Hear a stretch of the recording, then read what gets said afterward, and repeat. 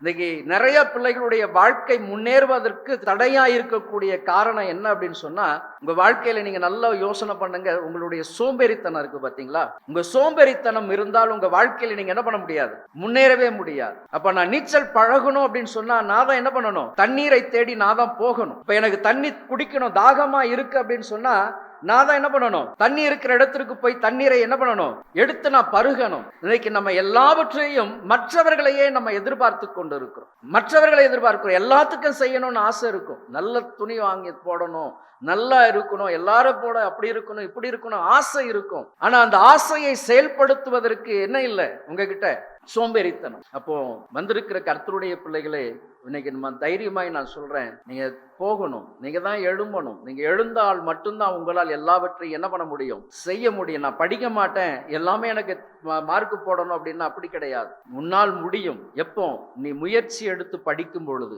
எல்லாரும் சொல்லுவாங்க மக்கு பையன், இவன் மறந்துடுவான் அப்படின்னு சொல்லுவாங்க. இல்ல, மக்கும் கிடையாது, மறக்கிற தன்மையும் கிடையாது. கர்த்தர் உனக்கு நல்ல ஞானத்தை கொடுத்திருக்கிறார், நல்ல விவேகத்தை கொடுத்திருக்கிறார், நல்ல புத்தியை கொடுத்திருக்கிறார். அப்ப அதை என்ன பண்ணல, பயன்படுத்தல. உன்னுடைய சோம்பேறித்தனத்தினால் என்ன பண்ணல, பயன்படுத்தல.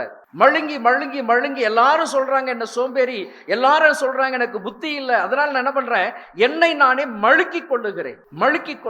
அதுதான் உங்களுடைய சோம்பேறித்தனத்தினால் உங்களுக்கு கொடுத்திருக்கக்கூடிய கிருபைகளை நீங்க என்ன பண்ணல, பயன்படுத்தல. ஆகவே இன்னைக்கு நல்லா தெரிஞ்சுக்கிடுங்க, யாரும் மக்கு கிடையாது, யாரும் புத்தி இல்லாதவர்கள் கிடையாது. எல்லாருக்கும் ஆண்டவர் நல்ல கிருபைகளை கொடுத்திருக்கிறார், நல்ல ஞானத்தை கொடுத்திருக்கிறார். அப்ப ஏன் என்னால படிக்க முடியலன்னு சொன்னா, என் சோம்பேறித்தனத்தினால்.